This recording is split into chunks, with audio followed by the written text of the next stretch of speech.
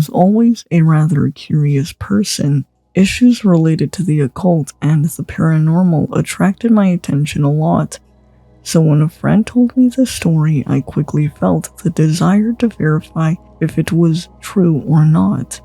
He explained the following to me. There is a website called www.icanseeyou.com, but it is not easy to find it. Certain requirements are needed for it.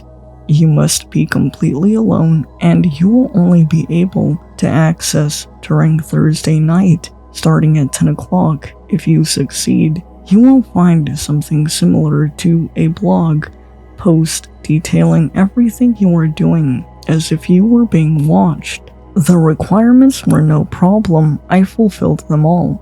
I had been living alone for several years, and nightfall was inevitable, so I just waited. The week passed quickly, and in the blink of an eye, Thursday arrived. I was thinking all day about what I was going to do. I even searched for information on the internet, but I didn't find anything interesting beyond what I had already been told. I made some time until the evening, and at about 10:30, I went to my room and got ready. I followed all the instructions that were given to me. I turned off the lights, turned on the computer, and opened the browser.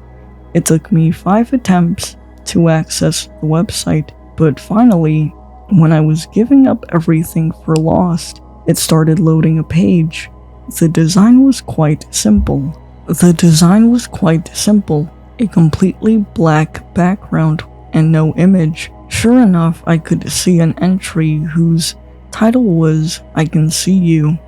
At that entrance, someone introduced himself in a way that, although it was somewhat disturbing, was quite cordial.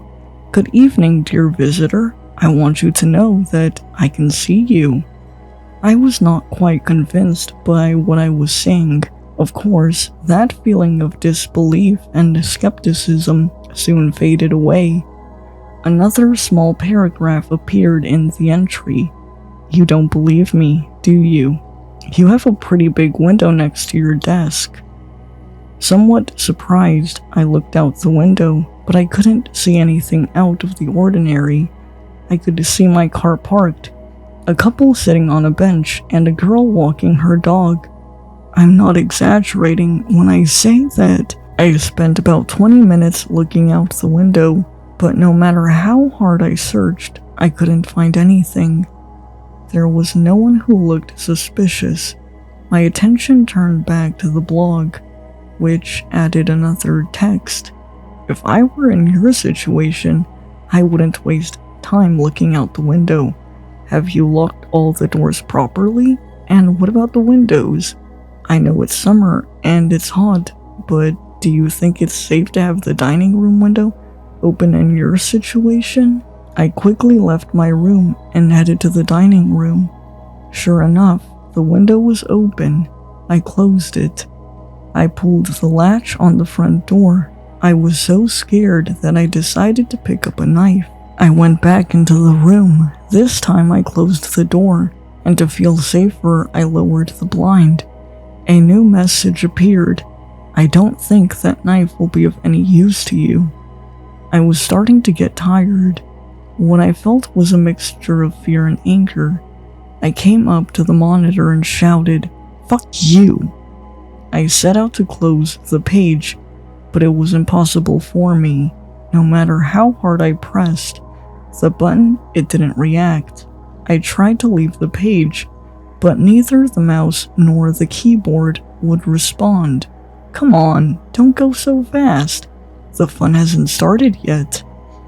Desperate, I opted for the simplest measure, disconnecting the computer from the current.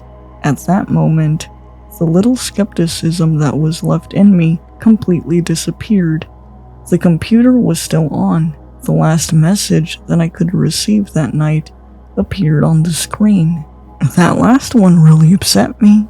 I had planned to end this by the good way, but I see that it will not be possible. I have told you before that the best option was to close doors and windows, but I must confess something. The danger is not outside this house.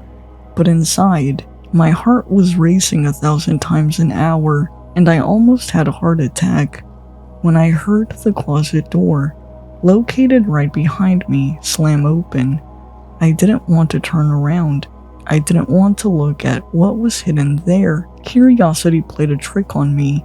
Through the corner of my eye, I saw how a contorted body fell from inside the closet. Gradually, it began to incorporate. I looked away quickly. I didn't want to see his face. I didn't hear it move towards me. For some reason, it stayed still. I couldn't stop crying. The door was close to the closet. If I wanted to get out, I had to go through her side. A harsh voice said to me, "You're not going to try." Every hair on my body stood up. That thing had read my mind. I decided to take a chance. I opted to turn around and run out the door. This was my biggest mistake. When I turned around, it was just inches away from me, staring at me. How could it move so fast? His face, damn it. His face still gives me nightmares to this day. I don't really remember what happened next. I just woke up in this strange place. I think I've been here for several months, maybe a year. I'm not sure, it's always dark. There's no door. There's no walls either, just this damn infinite darkness. I never get visitors, but that doesn't mean I can't communicate with the outside world. You see, in this strange place, there is nothing except a computer. Sometimes, with a little luck, I can talk to some other user who manages to contact me. I want you to know that I can see you.